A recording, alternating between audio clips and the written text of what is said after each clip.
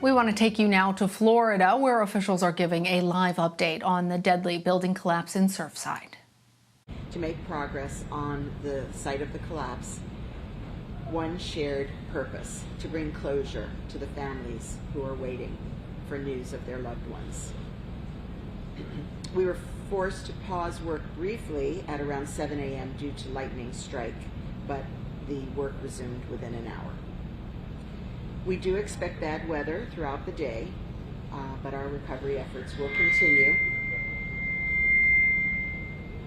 Our recovery efforts will continue despite the rain, as they always do, as long as it's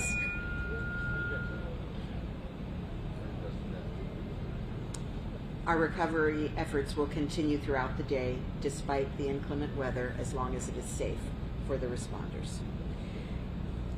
The team has recovered additional victims since our last report, and so the total number now of confirmed deaths is 86.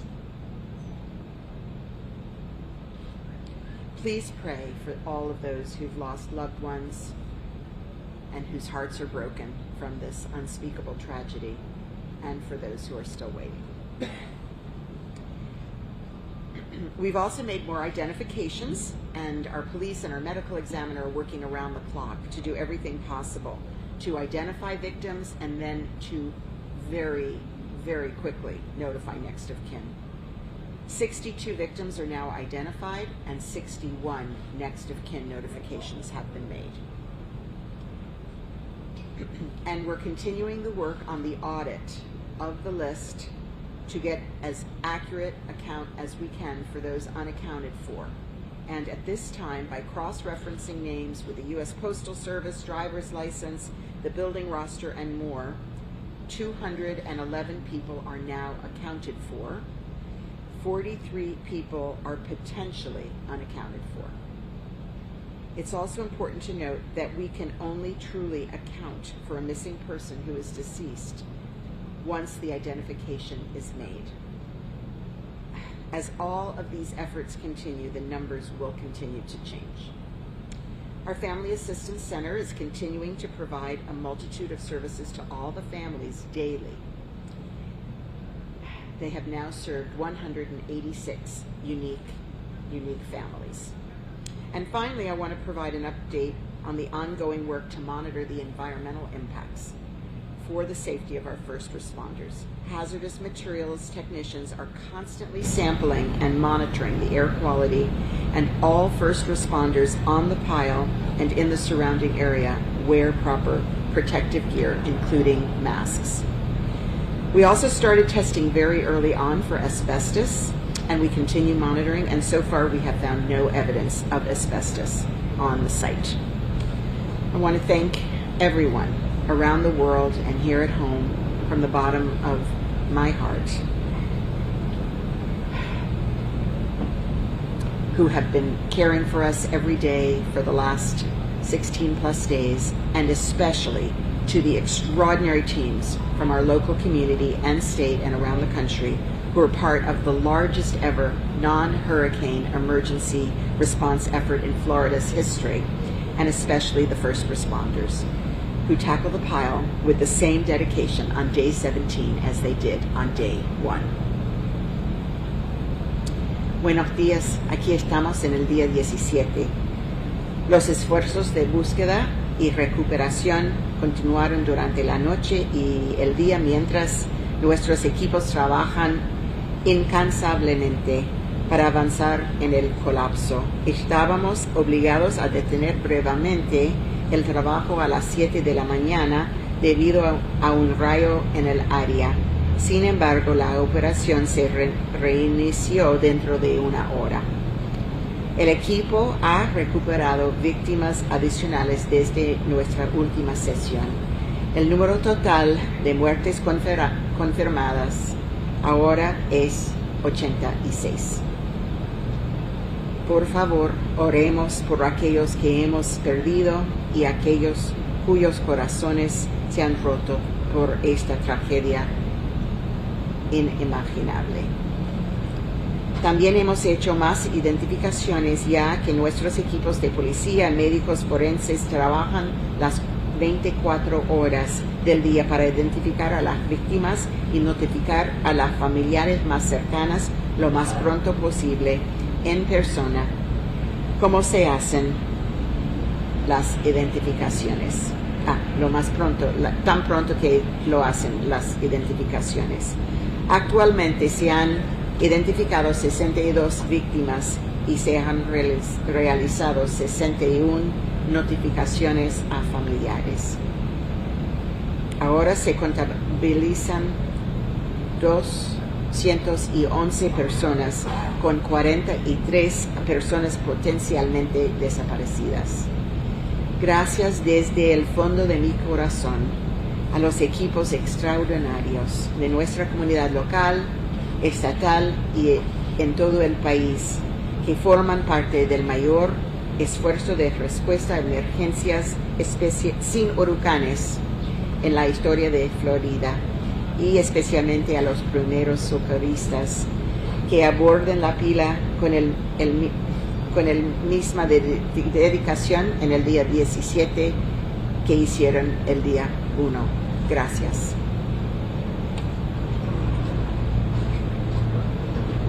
Thank you, Madam Mayor. Surfside Mayor Charles Burkett. Good morning.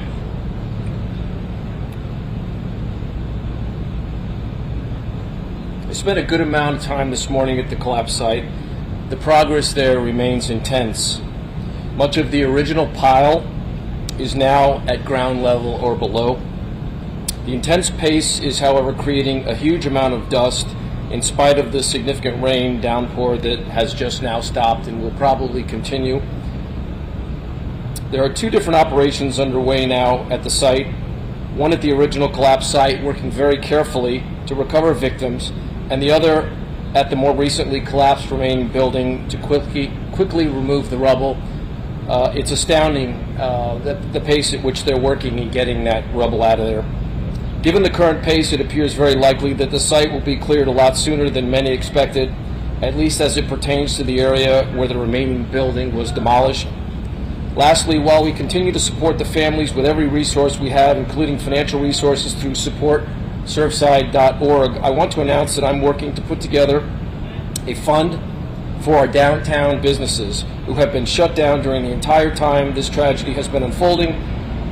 Not only were they shut down, but while they were shut down, they were making and delivering food to all the support teams, search and rescue teams, and others. Given their generosity and their compassion, I feel it's my duty to do whatever I can do to help them get through this difficult time, which has only compounded the distress that they went through during the last year's COVID epidemic.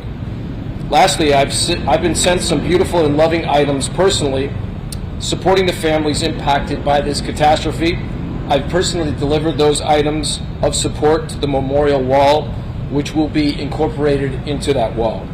Lastly, thank you all around the world, everybody, for all your love and all the prayers. It's really meant a lot to us, the town of Surfside and all of the other teams that have been working with the town of Surfside to bring these people out of that rubble and reunite them with their families. Thank you.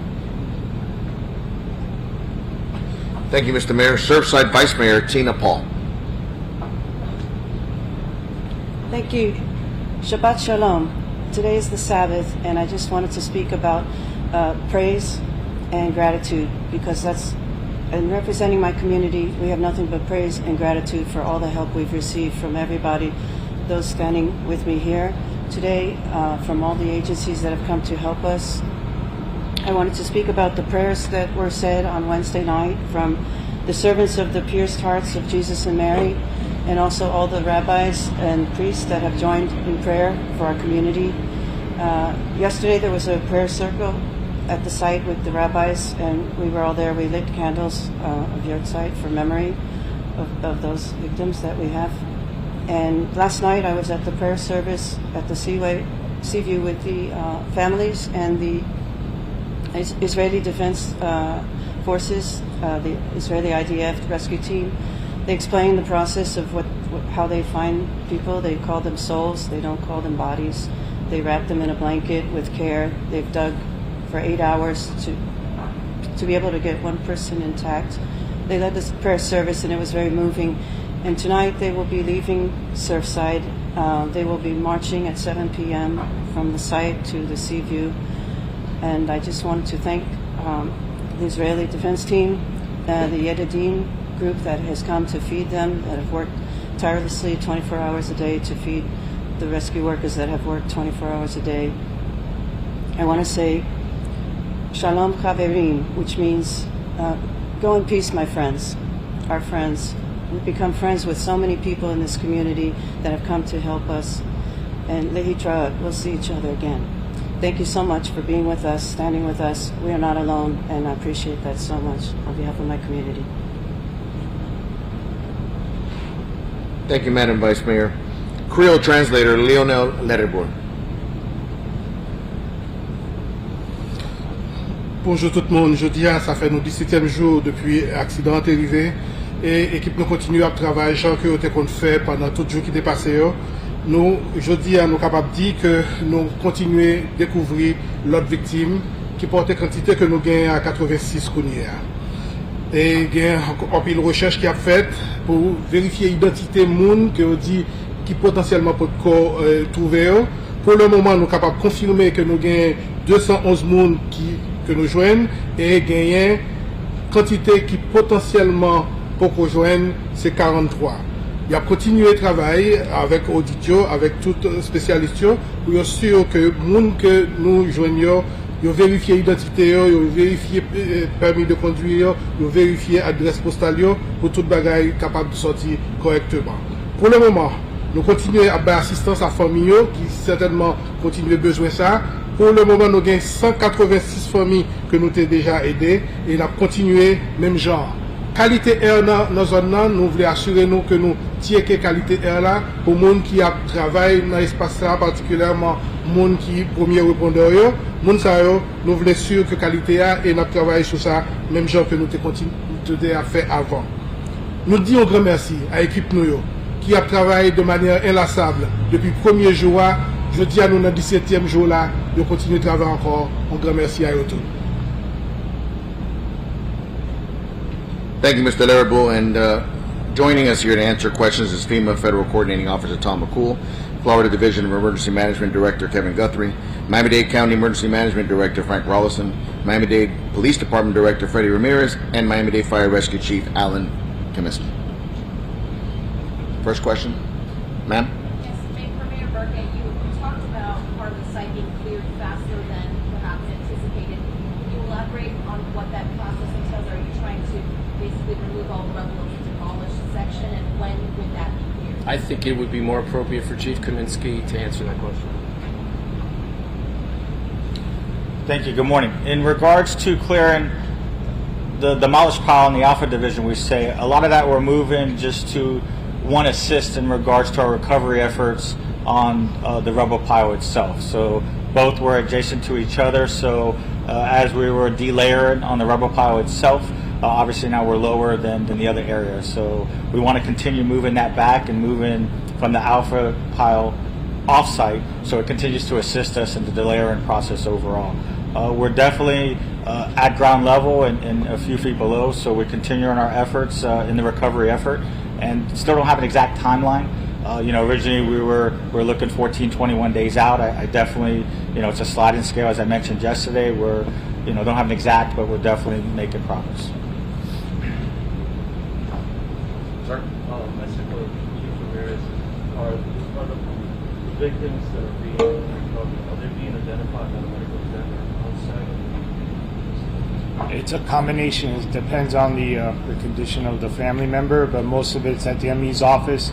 And I can assure you they're working very hard. Our crime scene, our homicide detectives, the moment we get the information, we relay it directly to the family members. And I'm just very proud of the work that they're all doing out there. It's just a family effort. Thank you. Sir? Yeah, I was wondering if there was any information or details about the courthouse and the Miami courthouse, why that was closed, any specifics on that, or when it might be reopened, what specific issues they found? So the county has taken the steps in light of what has happened here to be very aggressive about pursuing safety in all these buildings. The courthouse, while it's a county-owned building, it's in the city of Miami. The city actually is responsible for the recertification process, but we know there have been problems in this building, so this one was elevated, and some structural concerns were identified, some columns that needed to be, some support work that needed to be done.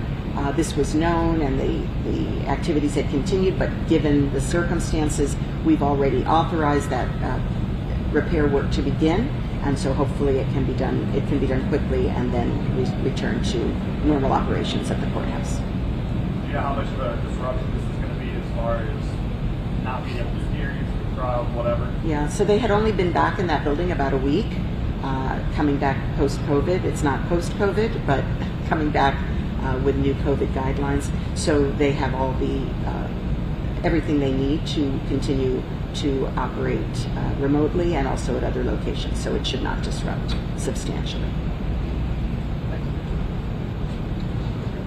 Yes, have there been any patterns of where the people have been found this week? The pace has really picked up. You mentioned because of the demolition, but is there a pattern to where they've been found and whether they're coming from people who lived in the higher units or lower units?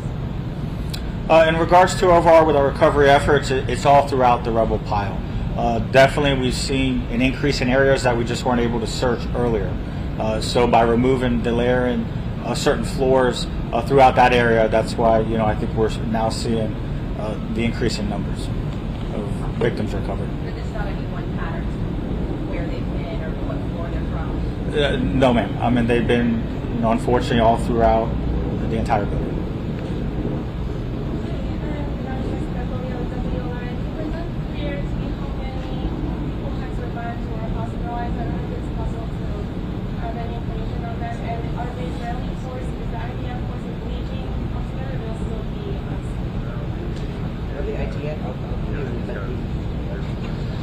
Yes, so originally when we arrived, 37 individuals were rescued. There's also several individuals that were assisted or self-evacuated in the early hours of the incident. Of the 37, unfortunately, I know one of the individuals did succumb to their injuries. In regards to the Israeli team, they've been a great assistance throughout this whole horrific ordeal. What they brought, the professionalism, their intelligence working, side by side with ours locally, with our state, with ours federally. I mean, it's been a great collaborative effort. We also had, the Cardenas team from Mexico. So we also had international support as well. So it's been incredible work efforts all throughout. I can't thank them enough, everyone that was here in regards to, what we did coming together and our extraordinary efforts here. And yes, the majority of the team has already left. There has been 7 individuals that were remaining, and they're planning to leave tomorrow. In regards to the hospitalization, I believe it was 2, but I think they're in the process of already being released. The last information I got, which was about 2 days ago, it was 2. Thank you, folks. Again, we remind you we're doing one brief per day.